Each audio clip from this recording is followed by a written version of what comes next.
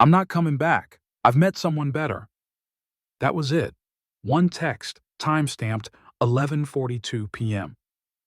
The words lit up Gideon Blake's phone like a siren in the dark kitchen. Attached was a screenshot, a bank transfer of $118,000 from their joint savings account to an unfamiliar account under Vanessa's name. The apartment in Charlotte was dead quiet. The only sounds were the hum of the refrigerator and the occasional creak of the wooden floor beneath Gideon's bare feet. Outside, the city was winding down. Inside, something permanent had snapped. Gideon Blake, 53, forensic accountant.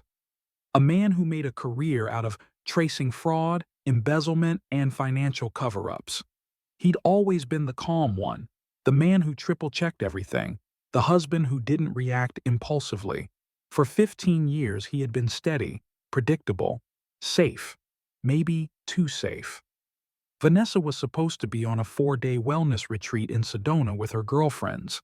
Instead, she had emptied their life savings and sent a breakup text like a business memo. It wasn't just betrayal, it was extraction, surgical and clean. Gideon didn't just lose a partner, he lost trust, peace, and the illusion that he hadn't seen this coming. He reread the message, then again, and again. The numbers in the screenshot were real, he knew them. $18,000, the sum he had carefully built for retirement, for rainy days, for her yoga studio's dry months. Gone. But Gideon wasn't panicking. He just paused, walked to the sink, poured himself a glass of water. The betrayal was sharp, but not surprising. The signs had been stacking for months. Unexplained charges, growing emotional distance, business trips that lasted too long. Gideon opened his encrypted laptop, the one Vanessa didn't know about, logged into an email tied to a shell account. 3 security alerts blinked on the screen. Someone had attempted to reset passwords for 2 financial portals he used for clients. Vanessa was digging. She wanted more. It wasn't just a clean break. She wanted to disappear with everything. His life had turned into a case file. He didn't scream. He didn't text back. He simply typed 2 words in reply. Good luck. Then he dialed his younger brother, Caleb. Remember that contingency plan we drafted 5 years ago? Gideon asked. Caleb was groggy but alert. Yeah, you told me to hold it unless there was fire. Well, Gideon replied, calmly. She lit the match. Gideon sat down, coffee cooling beside him. The picture frame on the table still held their wedding photo. They were smiling in it. He stared at it not with anger, but with clarity. Time to unwrite the story, he whispered. And with that, he opened a private financial management system, not to save what was lost, but to activate what had been prepared all along. She tried logging into 3 different portals she didn't even know existed. That's not panic. That's a plan. It was 7:04 a.m. Gideon stood at the kitchen counter, still wearing yesterday's shirt.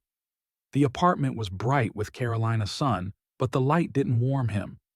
His laptop glowed beside a cold mug of coffee. Today wasn't for mourning. It was for movement. Caleb Blake, 46, cybersecurity analyst. Gideon's younger brother and co-architect of a financial contingency plan they drafted 5 years earlier.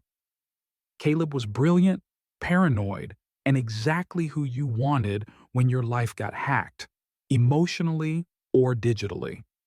Gideon had always handled their finances, but Vanessa had been watching.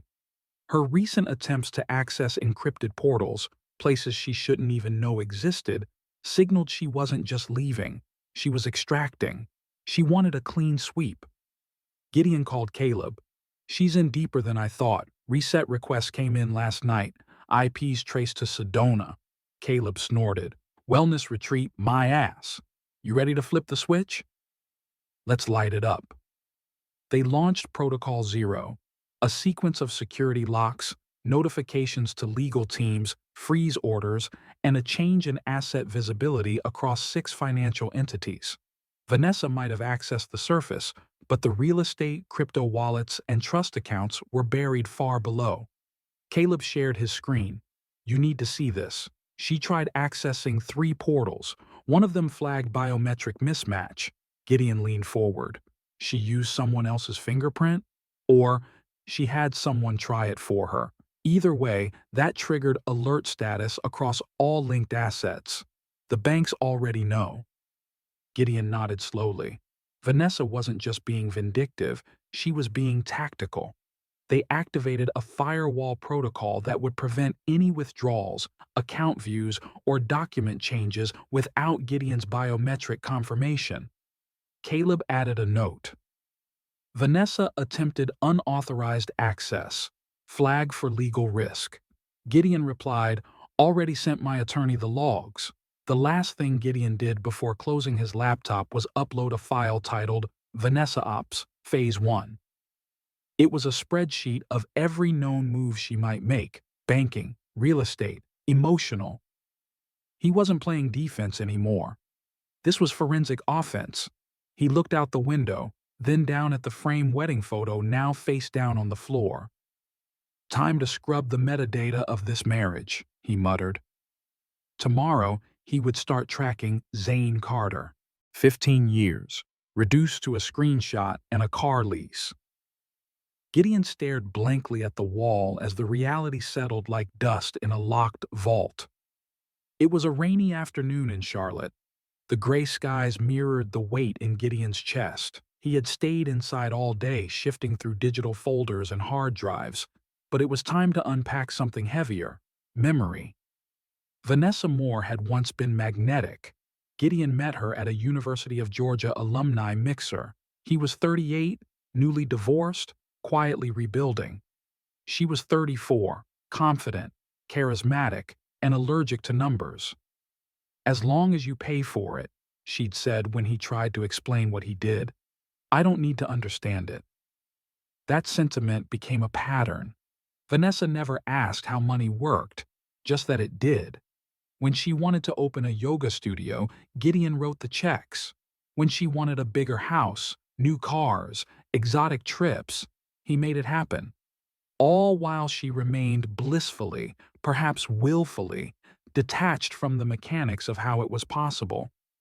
6 years into their marriage, Gideon began to notice shifts. Vanessa's increasing obsession with image, her curated Instagram posts, the way she subtly redirected conversations about spending. Then came the influencers, the yoga retreats, the branding. "It's all part of building my presence," she'd say. He didn't argue, but he began building too, only in silence. A shell LLC, 2 trust accounts, crypto investments under holding names. He wasn't hiding money from her, he was protecting it from what she might become. Gideon remembered the moment clearly. Christmas Eve, 2 years ago. Vanessa forgot his birthday. When he mentioned it the next morning, she gave him an expensive watch with the tag still on. "I've just been overwhelmed with the studio expansion," she smiled. That night, Gideon finalized the documents for the contingency plan. He hadn't wanted to believe she would ever betray him, but some part of him, deep, strategic, almost clinical, had prepared for the day she might, not out of paranoia, out of pattern recognition. He dealt with financial betrayal every day. He just hadn't expected to live it. Gideon pulled open a drawer and took out a leather folder labeled V More, Pre-Post Assets. Inside were timelines, spreadsheets, notarized documents, all meticulously assembled over years. He flipped to the last page, where a sticky note read, "If she chooses chaos, respond with clarity." He set it down, opened his laptop, and began a new search query. Zane Carter, financial history. Tomorrow, he would learn everything about the man she left him for. If she left me for him, she didn't upgrade, she downgraded with glitter. Gideon's fingers hovered over his keyboard as the first search results for Zane Carter loaded. Late at night, the apartment was quiet except for the faint buzz of Gideon's laptop. He sat in a darkened office space, the only light coming from the screen. Outside, rain tapped steadily against the window, a persistent metronome for unraveling a digital trail. Zane Carter, 36, fitness influencer turned wannabe entrepreneur. Flashy Instagram reels, sponsored supplements, gym selfies, and motivational quotes littered his social presence. The image was polished, too polished. Gideon had seen this kind of digital illusion before, style with no substance. Gideon's digging revealed something beneath the aesthetics. Zane's gym, Iron Core Wellness, was bleeding money. 3 business credit cards were maxed out. His lease payments on equipment were overdue. But the biggest red flag? Vanessa had co-signed a $175,000 loan with him 2 months ago, using marital status as leverage. Cross-referencing bank applications, Gideon confirmed Vanessa used her married name and listed Gideon's income on joint liability forms without his consent. It wasn't just betrayal anymore. It was financial fraud. She had gambled their shared credibility for Zane's fantasy empire. Caleb joined the Zoom call with a grave tone. She didn't just sign off one loan, he said. There are 3 credit cards, a car lease, and a new commercial rental, all tied to your name. Indirectly, Gideon leaned back, fury pulsing beneath his calm expression. So she leveraged everything I built to fund a man with protein powder and hashtags.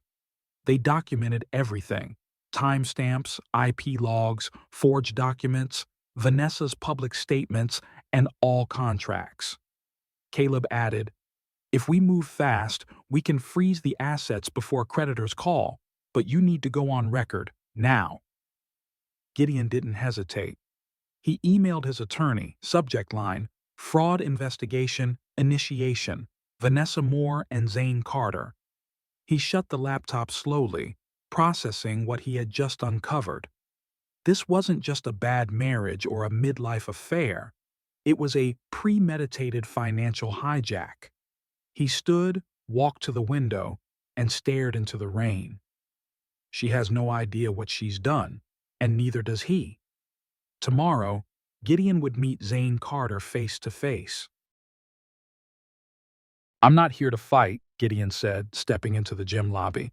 "I'm here to inform you. Your entire business is built on fraud." It was a crisp Thursday morning in Charlotte. Gideon parked across the street from Iron Core Wellness.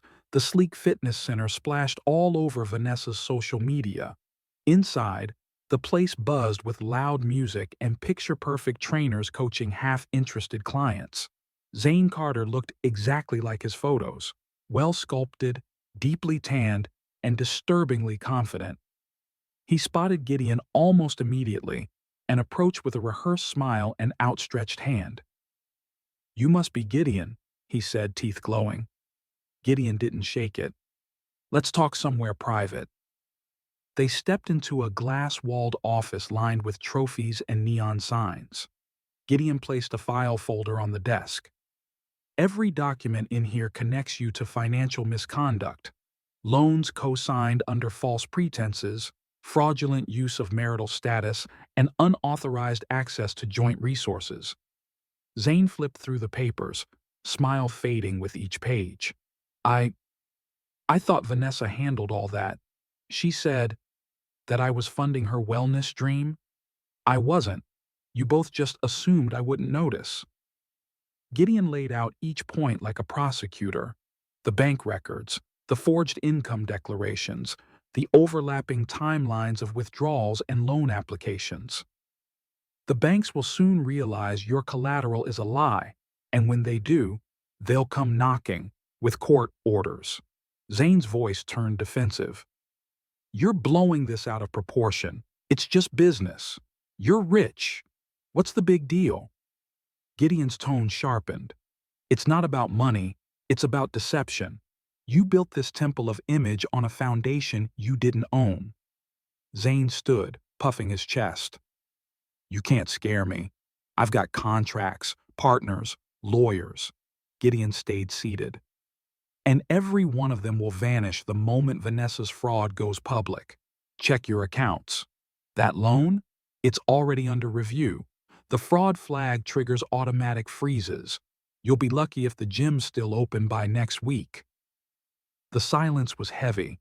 Zane sat down slowly, gripping the edge of the desk. What do you want? Nothing, Gideon replied.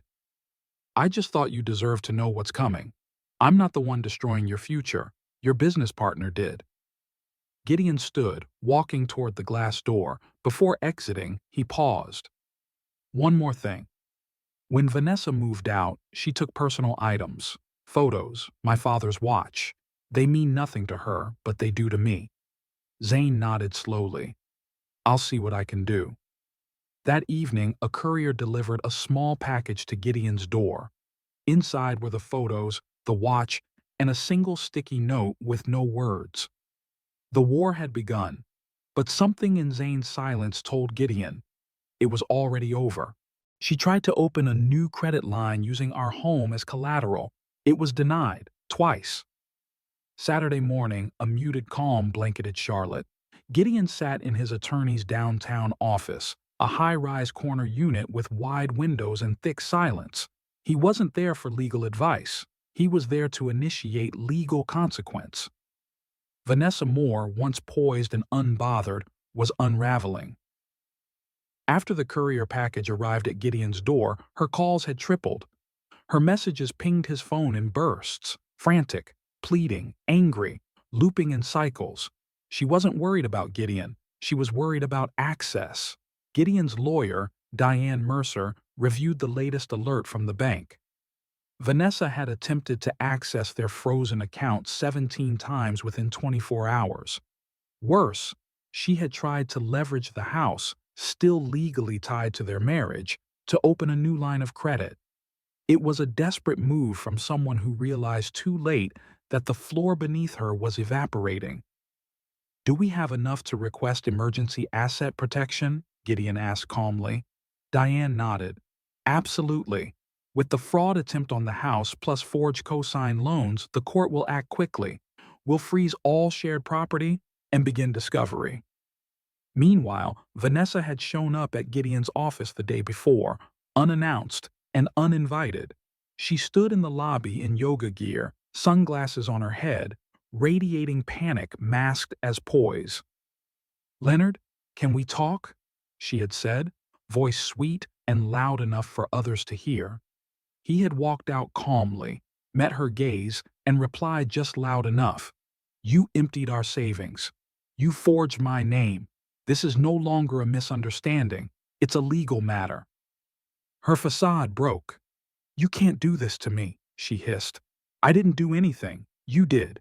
And now, the law is doing what it's designed to. Later that day, Diane filed for full emergency protection. A judge reviewed the evidence: fraudulent activity, digital logs, misuse of marital property, and signed the order by 5 p.m. All shared assets were now legally frozen. That evening, Gideon received a flurry of texts from mutual friends. Why are you freezing her out like this? She says you're being vindictive. What's really going on? He didn't respond. No one had asked where she'd been for the last week, or who she'd been with, or why $118,000 had vanished. He poured a bourbon, sat on his balcony, and watched the sun sink behind Charlotte's skyline. The storm had just begun, but it was no longer his storm to contain. Vanessa was spiraling, and Gideon Blake was no longer her anchor. The bank has completed its fraud investigation. This meeting is your last chance before the DA gets involved. A neutral conference room inside a downtown mediation office. Polished table, leather chairs, legal pads, silence. Gideon sat beside his attorney, Diane Mercer, while Vanessa entered fashionably late, sunglasses in hand, dressed like a woman trying to look like nothing was unraveling. Vanessa's attorney, Craig Bellamy, was slick and young, an image guy, not a substance guy. He opened the meeting with posturing. My client is open to reasonable negotiation, but feels the tone thus far has been unnecessarily aggressive. Diane offered a thin smile. Good to hear, because we're about to get factual. Diane slid a document across the table. The bank has completed its fraud investigation. Multiple loans and credit lines were obtained using Gideon's forged signature. The bank has referred the matter to the district attorney's office. Vanessa blinked. Craig turned pale. We'll need time to review this. You have until the end of this meeting, Diane replied. After that, we let the legal system take over. Vanessa shifted in her seat. Gideon, please. We can work this out. You know me. I was just scared. I panicked. You planned it, Gideon said coldly. You siphoned money for months. You signed my name. You left while I slept. Craig tried to recover. What would an acceptable settlement look like? Diane answered. Vanessa keeps her yoga studio, her car, and any personal effects not obtained via joint funds. No alimony, and she assumes full responsibility for all debts acquired using forged or joint information. Vanessa slammed her hand on the table. You can't just cut me off. I built that studio with my name. I gave you the best years of my life. Gideon didn't flinch. And I paid for every minute of it, without complaint. But that ends today. Craig whispered to Vanessa. Her face turned white. The reality finally hit. The studio, the accounts, even her influencer deals, everything was tied to the credibility Gideon had built. We'll sign, Craig muttered, under the condition that Gideon does not pursue criminal charges directly. Diane nodded. We can include a statement to the bank acknowledging Vanessa's cooperation. That's all. Vanessa signed the agreement.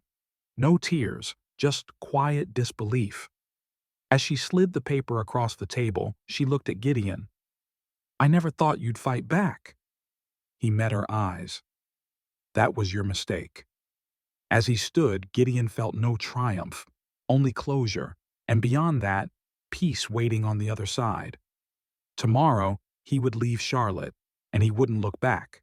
For the first time in years, there was nothing left to fix, to monitor, or to defend. A quiet Sunday morning in Asheville, Gideon stood in the kitchen of a modest craftsman-style house nestled at the edge of the Blue Ridge Mountains. Boxes still lined the walls, but there was no urgency to unpack. Outside, the mist crawled gently across the hills. Inside, peace reigned. Gideon opened a small cedar box.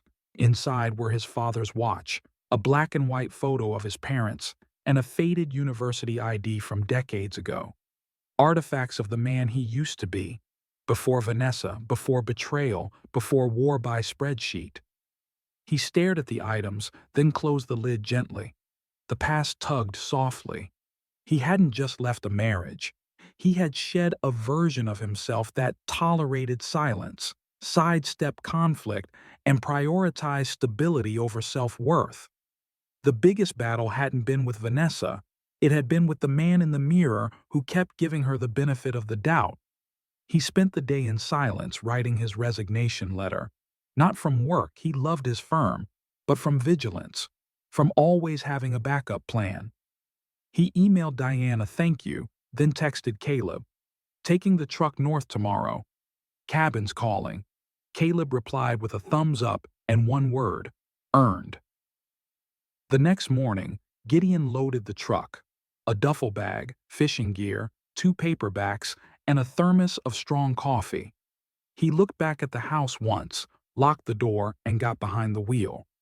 He didn't check the news, didn't open emails, didn't scroll Vanessa's social media, which, according to mutual friends, had gone silent after the settlement.